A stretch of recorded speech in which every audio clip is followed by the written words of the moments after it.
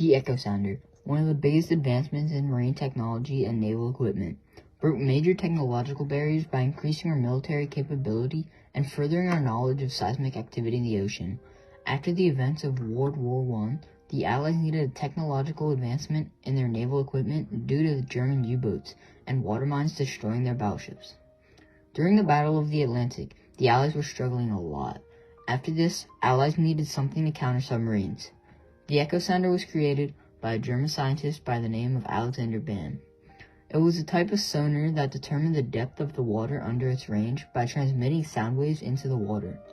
In 1906, American naval architect Lewis Nixon invented the first sonar-like listening device to detect icebergs. During World War I, a need to detect submarines increased interest in sonar. French physicist Paul Langevin constructed the first sonar to detect submarines in 1915. Early models of the Echo Sounder were being used in 1913, but were never close to the actual depth of the water below it.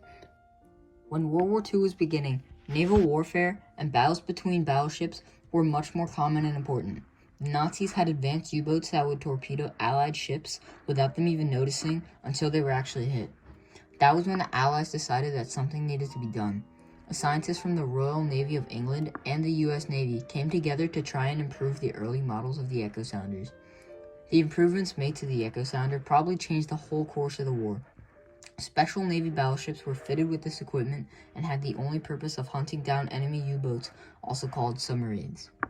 Another special group, called minesweepers, used this equipment to find and clear sea mines in sea lanes in order to protect bigger warships and merchant shipping. They also made clear paths so Allies could make an amphibious assault. Here's a small video interviewing a World War II veteran that was in his time a minesweeper.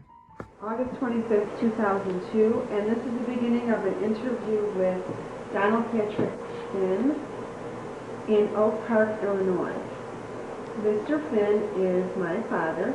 He is 87 years old. He was born on July 13th, 1915.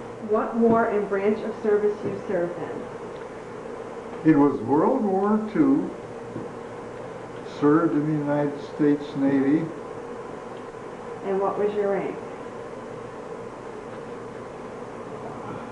Before the war ended, at Pearl Harbor, I was aviation machinist, mate 3rd class. And where did you serve? It was serving between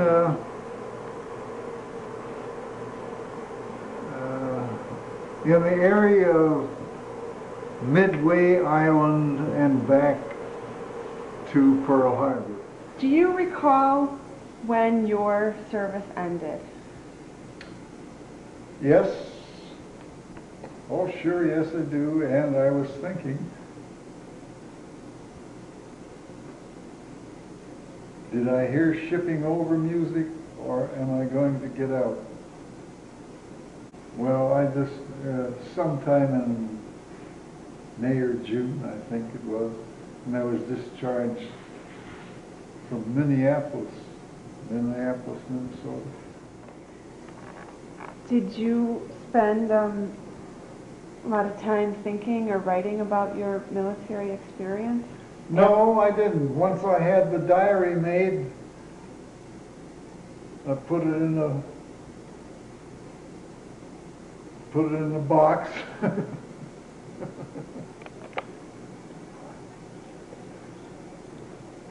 Did your military experience influence your thinking about war? I always thought the same thing about war. There shouldn't be any.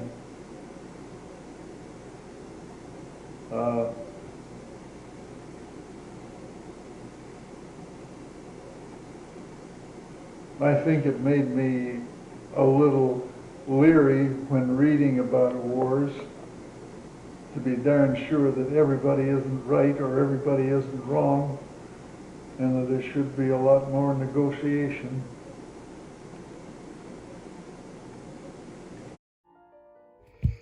A friend of mine's great-grandfather was a part of these minesweepers. His name was Stephen Charlton, and he had a crazy life before the war even started.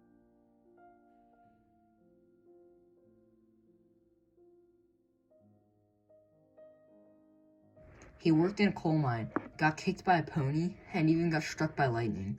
He was originally too old to enlist into the army, but he lied about his age to join the fight. That is where he became a minesweeper for the British Royal Navy. This is a picture of the medal that he got for his time in the battle.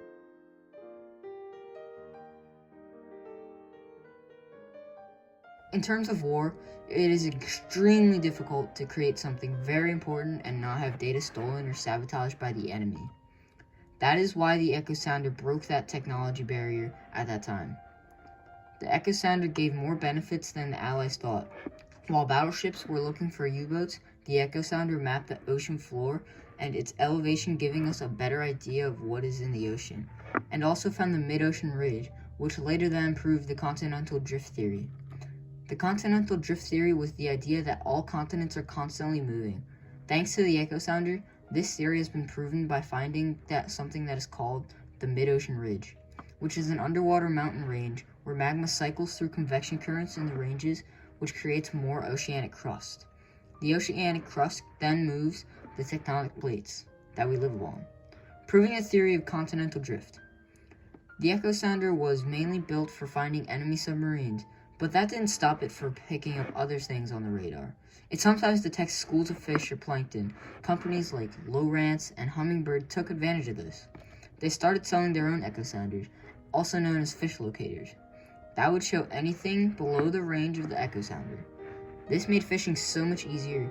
More fishing businesses opened up due to this product because of how easy you can find fish with it. In fact, these locators were so useful that only a small percentage of boats didn't have one.